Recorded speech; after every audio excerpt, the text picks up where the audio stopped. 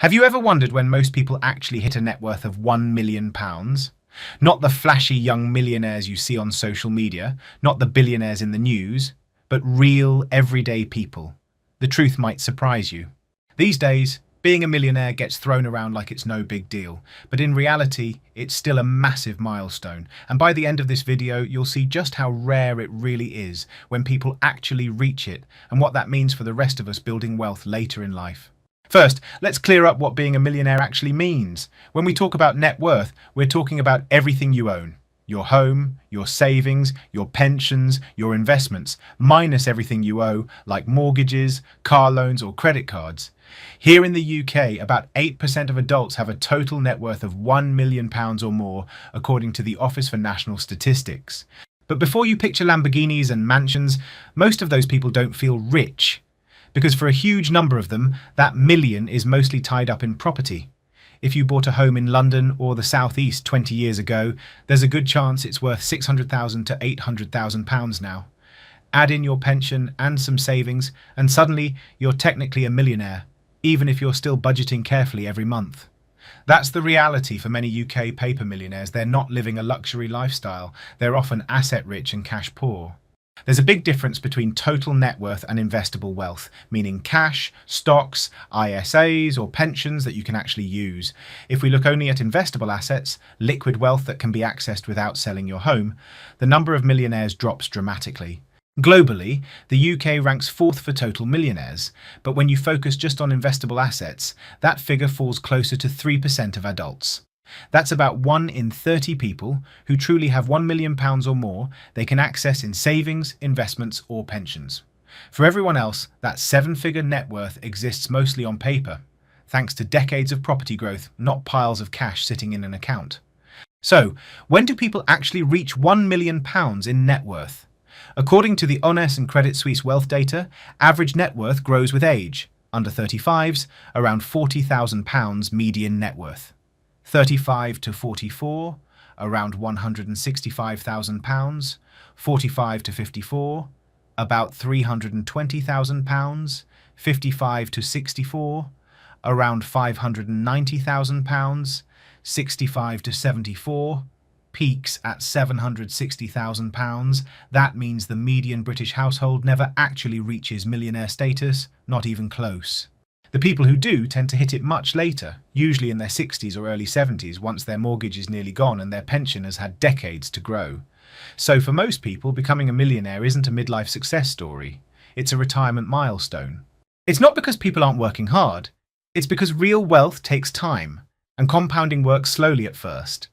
Most people don't start seriously building wealth until their late 20s or early 30s, once they've landed a stable job and hopefully escaped debt. The problem? By that point, big expenses start piling up. Mortgages, kids, life costs. So the early years of saving feel painfully slow. But here's the secret. Those boring early years are the foundation. That £200 a month into a pension or stocks and shares ISA might not look like much now.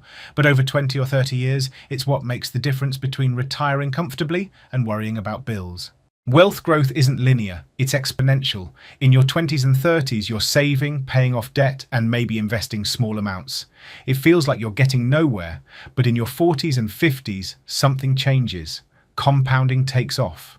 Your pension and investments start growing faster than you can contribute, your mortgage balance shrinks, your salary's higher, and suddenly the numbers start moving quickly. That's why most UK millionaires are older. Not because they got lucky, but because they stayed consistent long enough for the math to finally start working in their favour. And it's not just CEOs or tech founders making up the millionaire ranks. A surprising number of UK millionaires work in ordinary, stable professions. Engineers, accountants, managers, civil servants, doctors, teachers. The common thread isn't their job title, it's their habits. They save regularly, live below their means and invest for the long term. They don't panic when the market drops. They don't chase get-rich-quick schemes. They just quietly build wealth over decades. In the UK, property and pensions are the two biggest factors behind millionaire status. The average home in Britain is now worth about £290,000, but in parts of the South East, that easily doubles. Combine that with 30 or 40 years of pension contributions and you've got the makings of a 7-figure net worth, even without a massive salary. For example, someone earning £45,000 a year who contributes 10% to their workplace pension from age 25 could end up with over £400,000 to £500,000 in their pot by retirement. Add home equity and ISAs, and that person could easily cross £1 million by their 60s without any lottery wins or inheritance. So why does everyone still feel behind? Because social media has completely distorted our perception of wealth. We see 25-year-olds with designer watches, fancy cars, and talk of financial freedom, but those are exceptions, not the rule. The average person who reaches £1 million in the UK does it after 35 to 40 years of steady saving and investing, not 5. It's slow, steady progress, not overnight success. Of course, £1 million today isn't what it used to be. In the 1980s, that would have been equivalent to roughly £3.5 million in today's money. Even so, it's still a meaningful goal, one that provides real financial security if managed wisely. The real challenge isn't just saving, it's resisting lifestyle creep. As incomes rise, so do expenses. Bigger houses, newer cars, more holidays, all things that slow down wealth growth without adding much happiness. That's why so many people in their 50s earning good money still feel broke. They've upgraded everything except their savings rate. Another big factor, the UK's savings rate has been falling for decades. Back in the early 1990s, the average household saved around 10 to 12% of their income. Today it's closer to 6% according to the ONS. That means someone earning £50,000 might only be saving £3,000 a year, and that includes pensions, ISAs, and emergency savings. Combine that with rising housing costs, stagnant wages and higher living expenses, and it's no wonder wealth building feels slower than ever. Even high earners struggle. A third of households making over £100,000 a year say they're still living paycheck to paycheck. So let's say you do hit £1 million in net worth. Is that enough to retire comfortably? It depends on how that money's split. If £600,000 of it is in your home, £300,000 in your pension, and £100,000 in savings and investments, you're in a strong position, but it doesn't mean you're rich. Using a 4% withdrawal rate, a common rule of thumb, a £500,000 investment pot would generate about £20,000 a year, adjusted for inflation. Add in the full new state pension, around £11,500 a year per person, and a retired couple could be living on roughly £40,000 to £45,000 annually.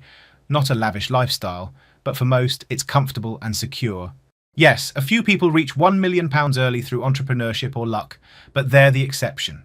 For everyone else, millionaire status comes later in life, through consistency, patience, and decades of sensible decisions. The point isn't to chase a number, it's to understand how wealth really grows. If you're saving, investing, and staying the course, you're already on the right track. You're not behind, you're just following the real timeline. So the next time you see someone online claiming to have hit £1 million by 25, remember this: most people who get there do it quietly, in their 50s, 60s, or 70s, not for show, but for peace of mind. Wealth isn't built in years, it's built in decades. If this video helped shift your perspective on money and wealth, hit like, subscribe, and let me know in the comments. Do you think becoming a millionaire in the UK is still a realistic goal?